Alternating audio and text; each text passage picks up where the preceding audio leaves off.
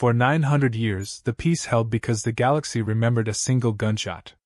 It echoed through the Hall of Concordance, an impossible space of crystal arches and living stone, suspended above a city that had never known siege. The Galactic Empire chose the hall deliberately. It was where wars ended.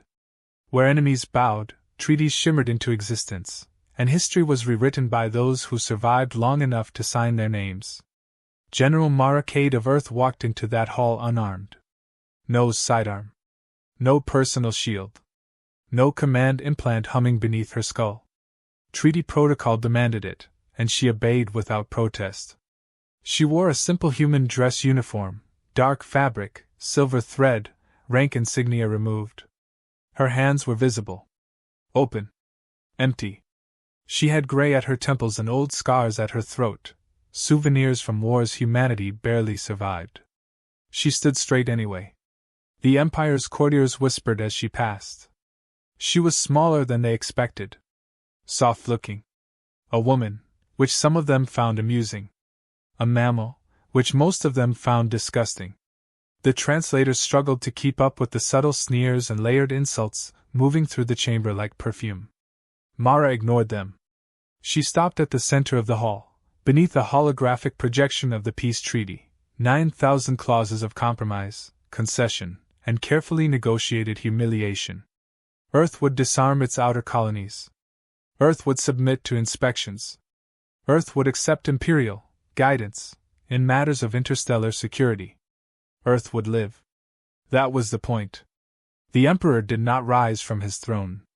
He was vast, an ancient thing of chitin and silk robes, supported by gravitic fields and a culture that had not been challenged in 10,000 years. His many eyes regarded Mara Cade with mild curiosity, like a collector examining a flawed artifact. "You are the human general," he said, bored. The translator rendered his voice smooth, reasonable. "Civilized." "I am," Mara replied. Her voice carried easily in the hall. "Calm. Steady. On behalf of Earth and her colonies, I accept the terms of the treaty as presented." A ripple of approval moved through the chamber. Relief, even. The humans had folded faster than expected. The war, expensive, inconvenient, but never truly dangerous, was over. The treaty flared brighter, awaiting final authorization. The Emperor tilted his head. "Your species learns quickly," he said. "That is admirable." Mara allowed herself a small breath. Around her, Imperial honor guards shifted, rifles held ceremonially low. She noticed it, registered it, dismissed it. Protocol. Always protocol. "We prefer learning to extinction," she said. A few diplomats chuckled. The Emperor's mandibles clicked together in what might have been a smile. "Yes," he said. "About that." He lifted one claw. The chamber went silent, not abruptly, but unnaturally, as if sound itself had been ordered to wait. "An example must be made," the Emperor continued, "so that your people, and all people, understand the cost of defiance." Mara's eyes flicked to the guards. Their rifles were rising now. Not ceremonial anymore.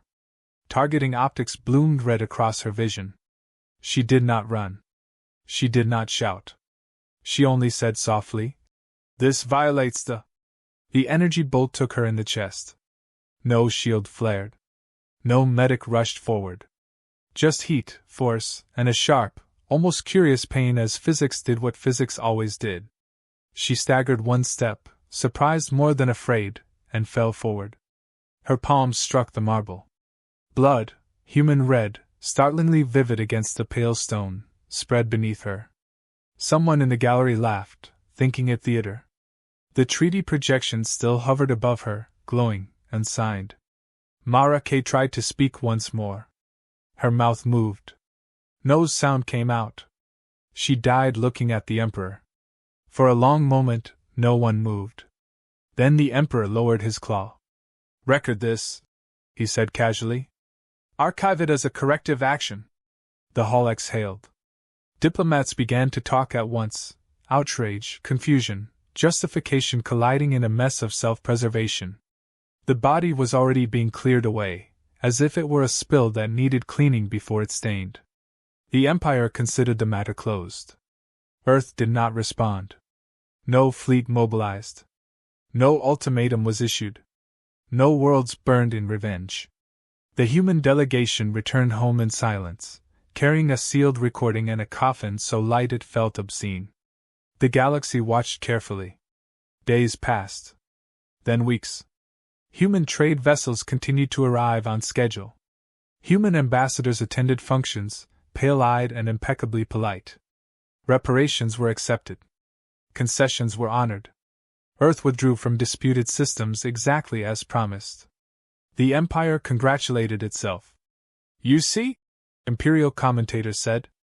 "They are emotional creatures, but pragmatic. They understand power." What the Empire mistook for pragmatism was burial. On Earth, Mara Cade was not entombed in marble or orbiting gold. She was laid into bedrock. No speeches. No vengeance oaths shouted into the sky.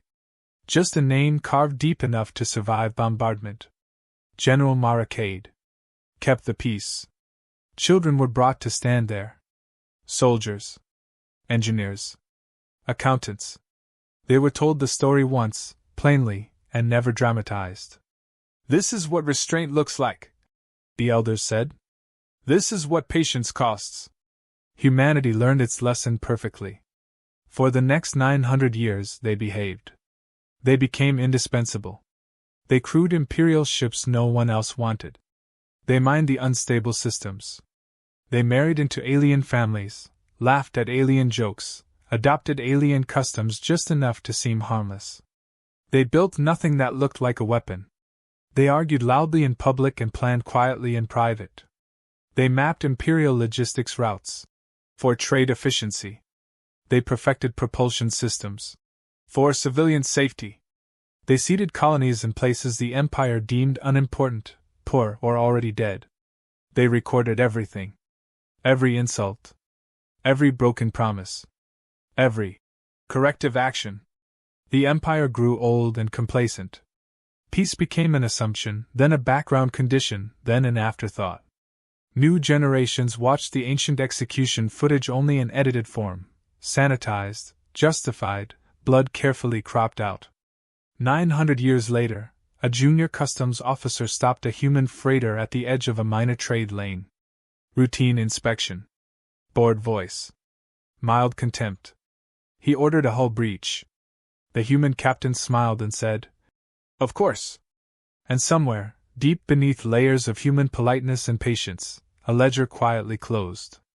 The peace did not end with a declaration. It ended with a click. Empires never noticed the first crack. They noticed riots. Assassinations. Explosions big enough to interrupt dinner. But the first crack, the one that actually kills them, happens somewhere dull. A logistics delay. A missing form.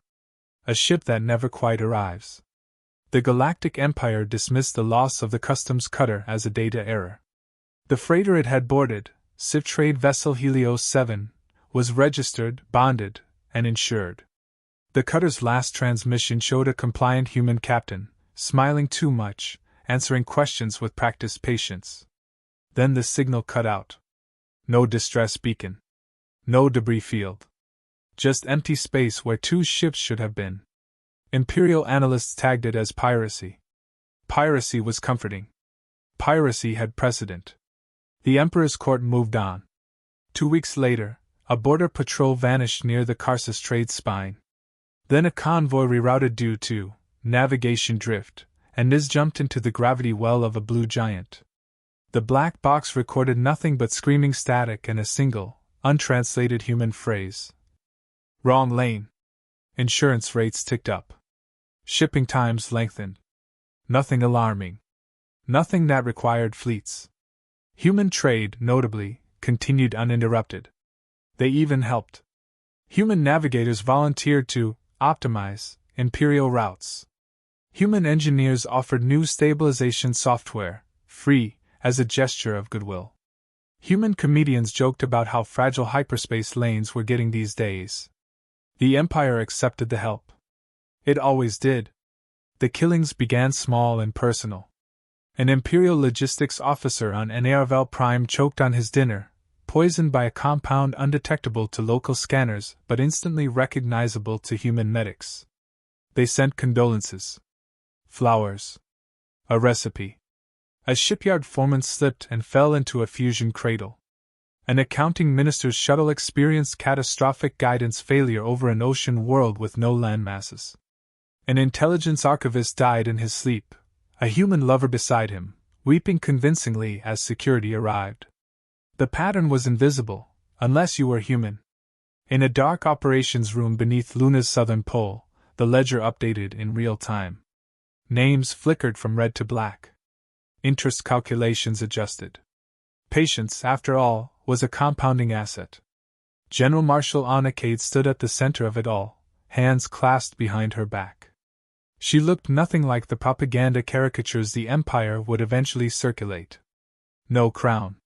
No ornate uniform. Just a battered coat, old boots, and a small metal pin shaped like a flattened energy bolt casing. The bullet that killed her ancestor. Status, she said. Phase 1 progressing within acceptable variance, replied an officer old enough to remember when the Empire still felt terrifying. No direct attribution. No unified response. Anna nodded. Good. Keep it boring. Her staff understood the order. Boring wars didn't trigger heroic reflexes. They triggered paperwork, committees, and denial. Imperial admirals began to complain. Their fleets were intact, but readiness was slipping. Fuel shipments arrived late. Spare parts were mislabeled.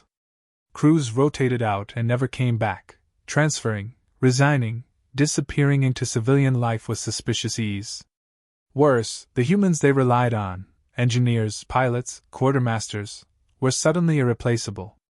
You fight like bandits, one Imperial general snarled during a secure channel call, after his third patrol vanished in a month. Anna watched the recording later and laughed. Bandits win, she said, sipping something strong. Empires starve. The Empire tried intimidation next. A human colony on the fringe, small, legally ambiguous, and intentionally underdeveloped, was selected for a stability demonstration.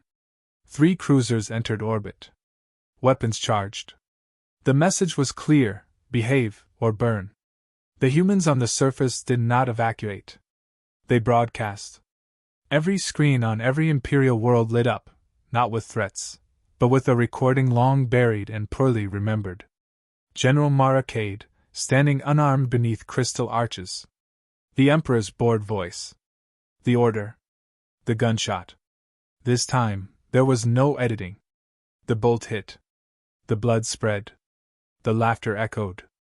And then the feed cut to black. 3 seconds later, the cruiser's reactors collapsed inward, crushed by localized gravity inversions so precise they killed the ships without scarring the planet below. The human colony remained untouched. Across the Empire, something ancient and uncomfortable stirred. Subjects began asking questions.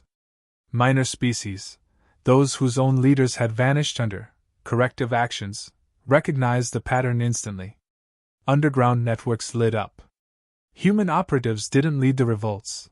They handed over files, weapons, and instructions, then stepped aside. Do what you want, Anna Cade told one liberated council via tight beam transmission. We already did our part. Imperial propaganda went into overdrive. They mocked the humans as obsessed with a dead woman. A matriarchal revenge cult clinging to ancient slights. Analysts insisted humanity lacked the numbers, the industry, the will for sustained conflict. They were half right. Humanity didn't want conquest. They wanted comprehension. Anna signed the next order with a stylus older than most stars in the Empire's charts. Order Black Bloom. Sleeper assets activated across 5 sectors. Merchant guilds shifted inventory flows. Entertainment troops became intelligence couriers. Romantic scandals, carefully engineered for decades, placed the right humans in the right beds beside the right decision-makers. Old men died smiling. Young officers defected quietly. Entire worlds woke up to find their imperial garrisons gone, their supply chains severed, and a single data packet waiting in their public archives. This is what was done to us. This is what was done to you. Decide. The Emperor finally convened the High War Council. For the first time in centuries, the chamber was afraid. They have not declared war, one advisor whispered. What do we call this? The Emperor's mandibles clicked, slower now. We call it insurrection. No, said an old admiral, voice shaking. We call it an audit. Far from the capital, in the dark between stars, human warships, ugly, unmarked, and utterly illegal by treaty standards, slid into position. They did not form battle lines. They waited. And for the first time in 900 years, the Galactic Empire began to suspect that peace had never been a guarantee. It had been a countdown. The Galactic Empire did what empires always did when fear finally outweighed pride. It reached for annihilation. The High War Council convened an emergency session, mandibles clacking, tendrils twitching, voices overlapping in a chaos that would have been unthinkable a year earlier. Projections filled the chamber, burning shipyards, severed trade lanes, governors begging for reinforcements that no longer existed. The humans are bleeding us, one counselor hissed. World by world. Quietly. Then cut out the heart, the Emperor said. The chamber stilled. Earth, he continued. End the myth. End the patience. Reduce their cradle to ash and the rest will scatter. There were objections. There were warnings. There were admirals who understood logistics well enough to know this would not go cleanly. The Emperor overruled them all. Within hours, an imperial armada began assembling, hundreds of capital ships drawn from every loyal sector. They painted their hulls in ancient victory colors and reactivated suppression weapons banned since the last Great Rebellion. Priests blessed the guns. Historians prepared victory declarations in advance. The Empire wanted spectacle. Humanity allowed it. No declaration of war followed. No evacuation broadcasts. Earth's orbital traffic continued on schedule. Cargo haulers docked. Tourist liners departed. From a distance, Sol looked exactly like a species that hadn't noticed it was about to die. That terrified the few Imperial officers who still remembered how humans fought. As the Armada entered the outer system, something felt wrong. Long-range sensors returned clean readings. Too clean. No mines. No patrols. No defense platforms. Where is their fleet? An admiral demanded. The answer came from Earth itself. Not a weapon lock. A broadcast. Every Imperial channel, military, civilian, encrypted, ceremonial, lit up at once. The feed was old, grainy, imperfect. General Mara Cade, standing beneath crystal arches. The Emperor's voice. The order. The gunshot. This time, the recording did not cut away when she fell. Imperial crews watched in silence as blood spread across marble. Some turned away. Some froze. A few, very few, recognized the moment for what it was. A confession. Anna Cade stood on the lunar surface as the broadcast ended, Earth's blue curve filling half the sky behind her. She wore no helmet. No armor. Just the old coat and the pin. Now, she said quietly. The moon moved. What the Empire had catalogued as a natural satellite began to unfold. Ancient plates slid apart with continental slowness, revealing a geometry that made sensor software stutter and fail. Structures older than Imperial star charts powered up, drinking energy from Earth's magnetic field and something far deeper. The Armada's targeting solutions collapsed. The first lunar volley didn't destroy anything. It stripped shields across the fleet in a synchronized pulse so precise it felt intentional. Crews gasped as their ships suddenly felt naked, exposed to a universe that had never cared whether they lived or died. The second volley killed engines. Fusion drives died mid-cycle.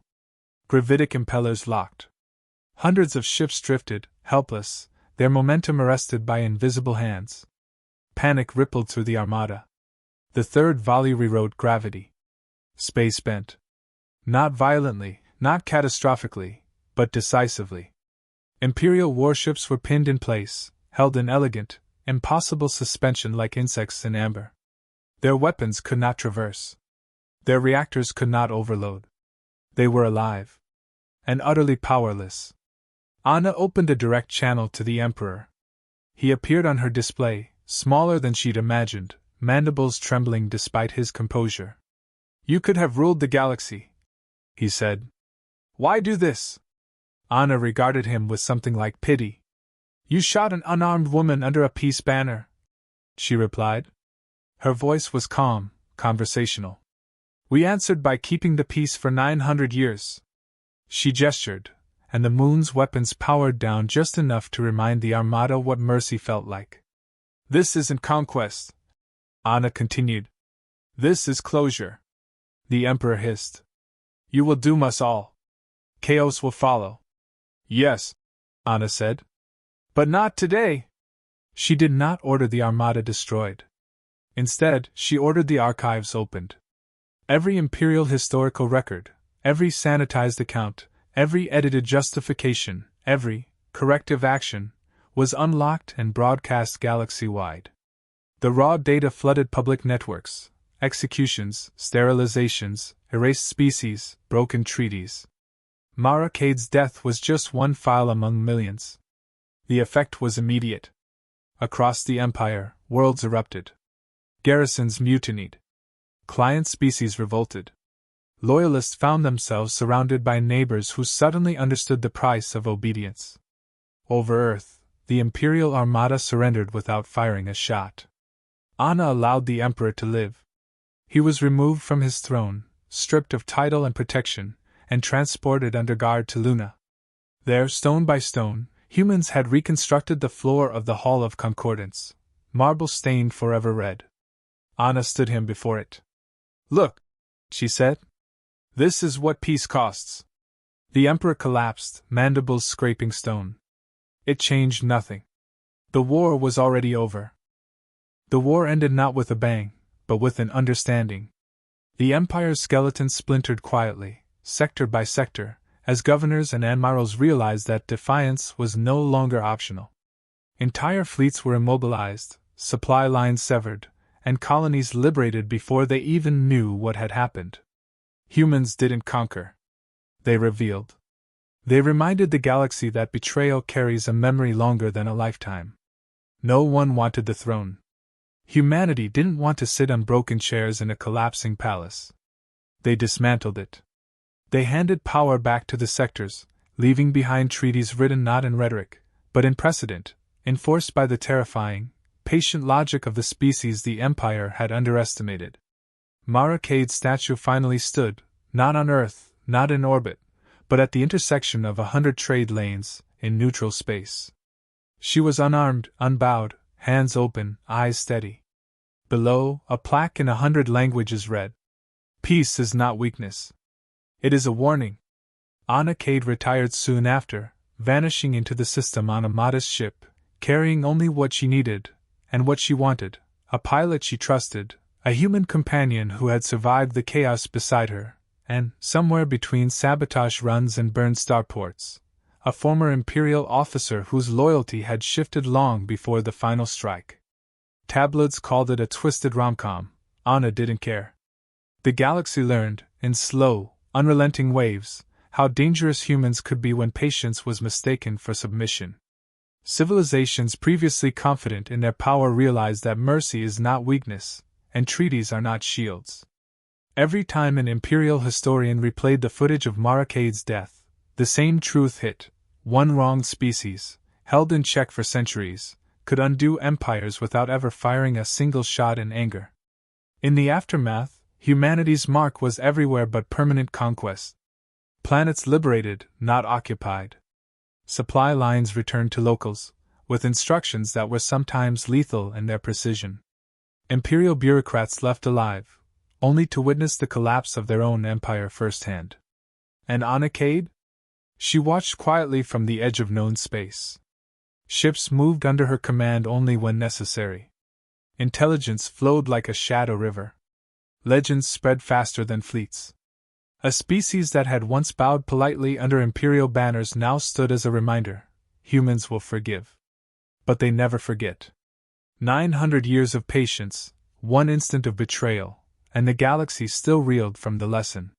The final message, broadcast and recorded for posterity, etched into the memory of every species that survived the purge, was simple, delivered in Anna's calm, gravel-rough voice. You held peace for 900 years. We held a grudge. Learn the difference. And somewhere, in the void between the stars, the empire that had once executed a single unarmed woman understood that the cost of underestimating humanity is infinite patience, multiplied by perfect, terrifying retribution. The universe remembered. Humanity did not forget. And the galaxy would never, ever make that mistake again.